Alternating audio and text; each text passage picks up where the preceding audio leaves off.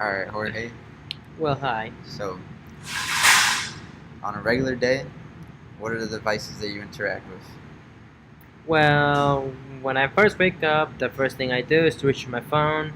I usually first I check my email, and then I go to my Snapchat, then Instagram, and then Facebook for the last, and then after that I put my phone down. I got my iPad, and I check on my games that I play. Right. After that, that's it. And then I go on my day, eat, shower, and do what I need to do.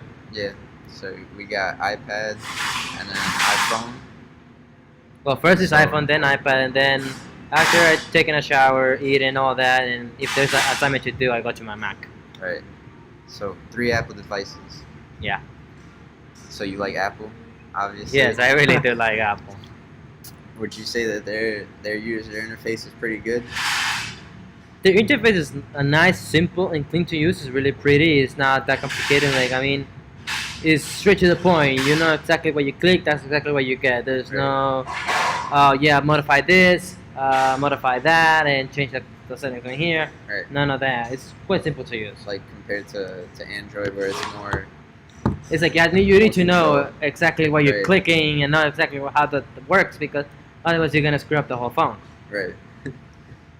So, so you would say that Apple is definitely on the outer curve, or not outer curve, but they're like the bleeding edge in terms of what they're doing with their UIs. Well, I mean, I would say is they are on their game. They're really good on the ball. Their UI is quite done. It's simplistic. That's the thing about Apple UI. Is simple. It's meant to be user friendly. Right. So you can reach any age gap. Like even a toddler can use it, and a 9-year-old person can use it. Like it's that simple. It's straight. Right. But it does like personality. Yeah, you cannot personalize it to look like you want it to do. Compared to an Android, you can literally make it look like exactly like you want. Be you. And you can also change the icons on the apps on Android too. Yeah, there is that whole, this is an Apple phone versus this is my phone. Yeah. I guess you can say. What was I gonna say? I was gonna bring up something about one of the modern things that they do now. Oh, your iOS. What iOS are you on? Right now, I'm on the latest iOS. So what is that? Is that 11 or iOS 12? iOS 12. 12. 12.1.2 something. I think I'm on 10. 10 or 8. Why? I don't even know. I don't want my phone to go haywire with like, so you know how people are reporting the decreased battery time? Hmm. I don't want to update my phone. I have for noticed that on my Yeah. phone. I'm like, wait, why? Damn it, that way too fast. And which phone do you have? The 7. The 7? Yeah, I have the 8, and that's what I want to avoid. So I think I'm on iOS 8 or 10. I'm on the one where we can still like when you pull up the control thing, it's still that one giant square, and not like all of those intricate parts on iOS 12. Gotcha. I do like that look. I did like the iOS 10. It was really nice. The new one it takes time to get used to, but it's quite nice since you can put a bunch of stuff that you need right on the screen. You can easily So access. you can actually customize that. I guess it would be like a See, control like, interface. yes, I can take the controller interface. Like I can take away the battery saver, the Apple TV remote, the alarm clock, all that, and just Right. leave like the main features that it provides. So you said Apple TV, so you actually have an Apple TV at home? Yeah. That's cool. So when you're at home, when you press that, I'm guessing it's based off of the Wi-Fi. Yeah. So when you're on that Wi-Fi, you press that, you'll get the remote, and it'll. Connect to the device, and I can just instead of using the Right. remote, I can just use my phone.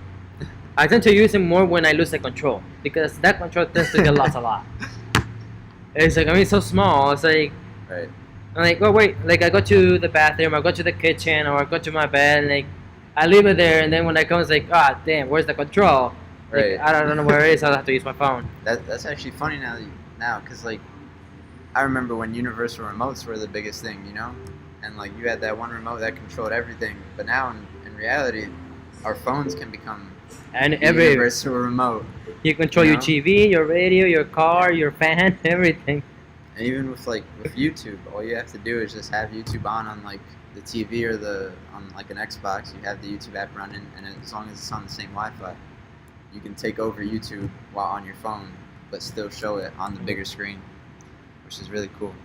I like that idea of having the two devices, or having your phone, or Be able just to a smaller control the device, devices, yeah. Because then you don't run into the issue of having to buy a controller, and you don't run into the issue of losing it because you know where your phone is unless you lose your phone. Well, that tends to happen to me a lot too. I lose my phone. It's like I don't know where I put it, so I have to call myself. It's like, and if it is on silent, I can't look. Right. I have to use find my iPhone so I can ping it. Do you have an Apple Watch? Yeah, but it's broken.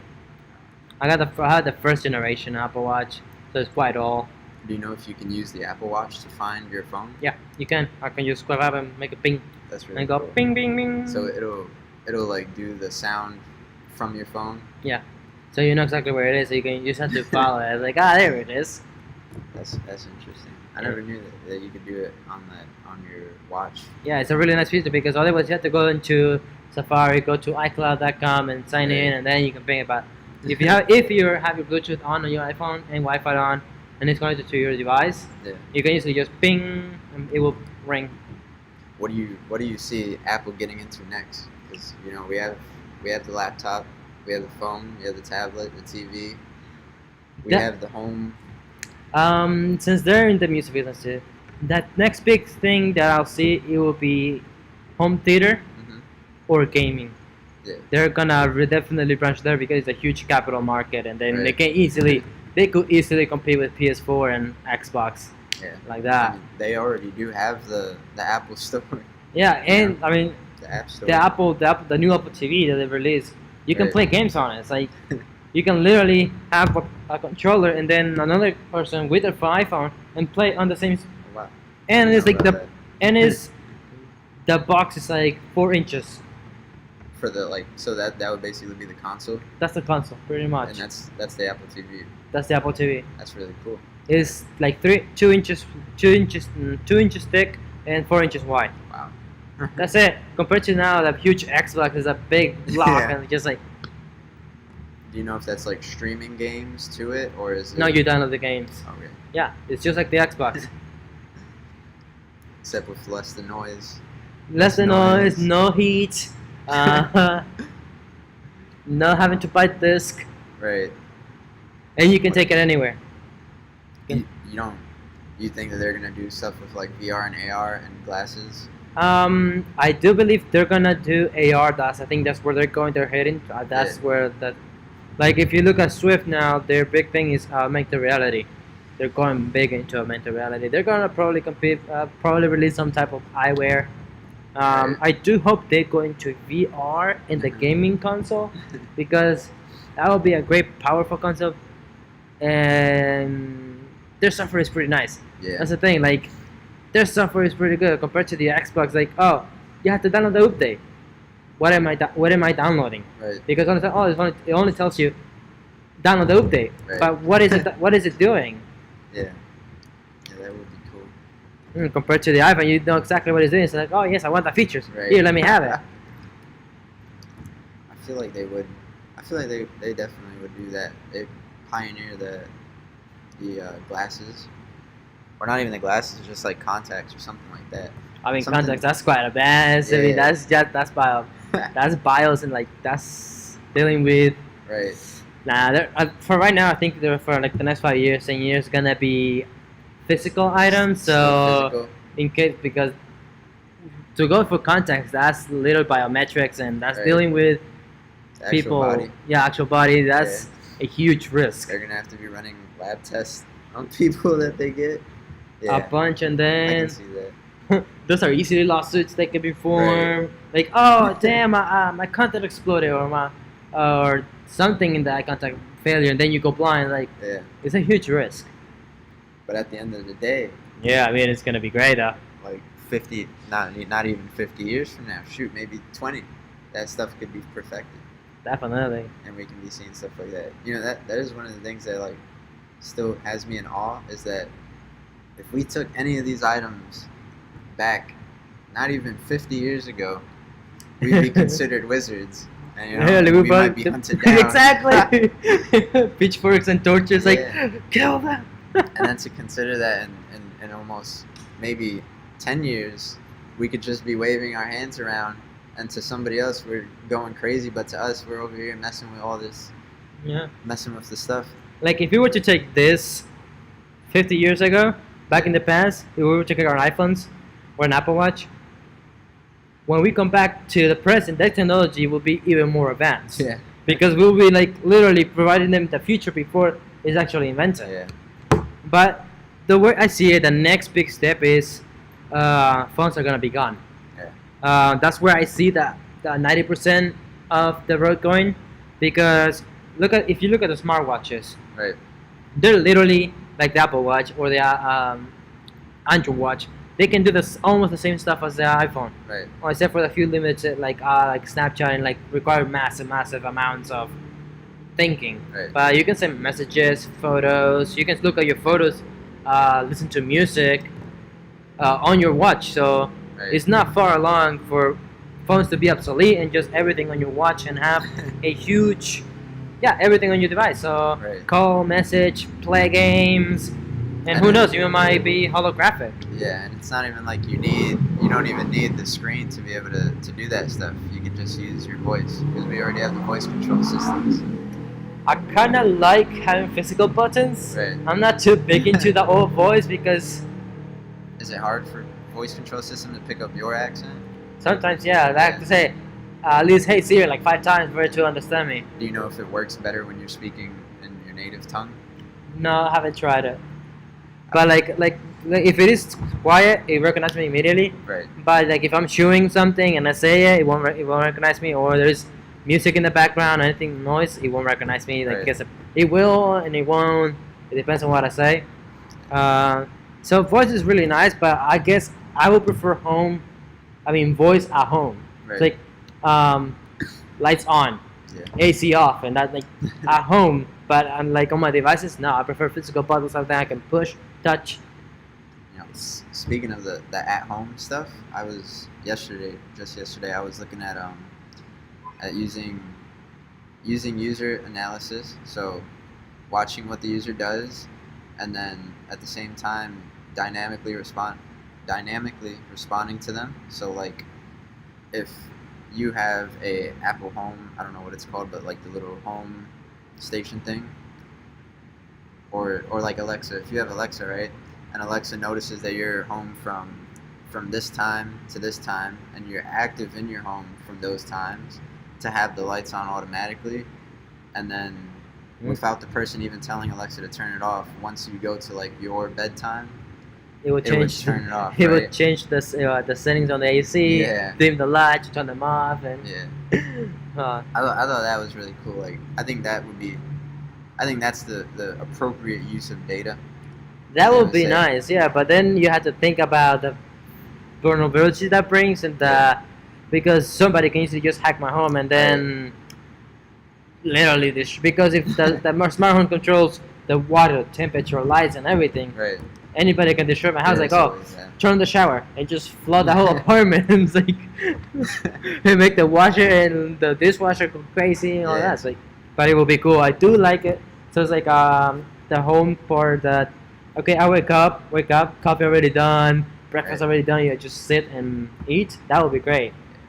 And like, even though there is that problem, we still see that in phones with like the night shift mode, you know, because you can set night shift to be at certain times, not just at night for your local time.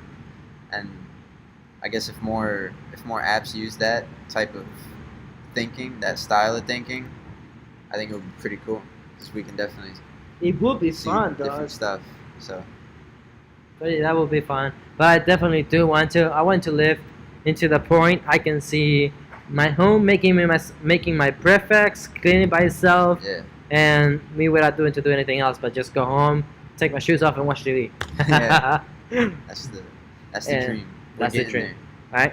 The other big thing I want to see before I die is virtual reality, but being able to actually log into the game. Right. Or if you've seen Ready Player One, Yeah. have the full suit full suit, to feel yeah. everything. That would be great. I'll be happy with that. I'll The settle with that. feedback, yeah. To feel the feedback and just be able to escape the real world and just go into world of Warcraft World or of Warcraft. or yeah. Minecraft or Warframe or Call of Duty. Just Yeah. be able to live That on is those cool. experiences. To be able to do that. Like not really the biggest issue, but like one of the major things that I see being the downside of that is that if you have like a seriously scary moment, or like if your player gets shot and you simulate that, there's also a chance that their body might not realize that it's not the real thing, and then their body's like, oh crap, and Well, then that's a really good point. But I mean, that all depends on the coding. Like you will have to limit Right. that sensory deprivation, or how much pain you feel, how much you feel. Like it will have to be reduced so that human maker can handle it. it's definitely maintainable, It is. but I it's mean, just, it's something that they will have to take into consideration before they release it to people. definitely. I mean, you can also have a AI control all of that, Yeah, control the environments and everything. Like, but that's a dream. yeah. I wish I could see it in my lifetime. I wish I can see it. Maybe, man. Like, we have the technology to do it. It's just everybody coming together. That's Right. it. Like after I graduate, I plan to work a couple of years, but my ultimate goal is to make a game. Yeah. I have a game in mind I want to make, but in VR, and be able to develop that tech. Like Right. partner up with the scientists, and they work on the neural all that, and I work on the games, like, and then release it and become a major game. I know this is daydreaming, but I would love a game to become a way of life. Right. Like, oh, you can either go work in the real world, or Right. you can go work in the game. Like, oh, you go play, you earn gold, and then you can exchange it for real money. It's Right. like, that would be great. It's just like what Ready Player One did. Yeah. It's like being able to, okay, you do something that you really love, and you still earn enough to live. I mean, if you look at Bitcoin, right? Bitcoin, we gave purpose to literally just digits, So it's definitely you can definitely give purpose to a video game. It's just you got to get the people who are willing to do that, But I think it's definitely doable. Definitely do it. Yeah, just have a Yeah. game like, oh, you can either work on the real world, work in a game like, oh, I'm a blacksmith in Ascend Online or Sword Right. Art Online. I'm a blacksmith, or I'm a wizard, and I'm just creating potions, and I'm like Right. super, and like everybody wants my stuff, and like I sell gold, and I get lots of gold, and then Yeah. oh, here you go, I got 30,000 gold. That's $20,000. Right. It's like that would be a great. That is. Because I mean, it's hard to know. Like right now, for me, I'm still undecided what I want to do with my life. Like Right. it's hard choosing something to do. It's not easy. Yeah. I don't know. Shoot. Mhm. Like I wouldn't mind being able to go into a game and just spend my days there and not have to worry about anything Yeah. else. Definitely. Well, thank you for the interview. Yeah, thank you. Huh. And maybe we'll see this stuff in the future. Well, I hope so.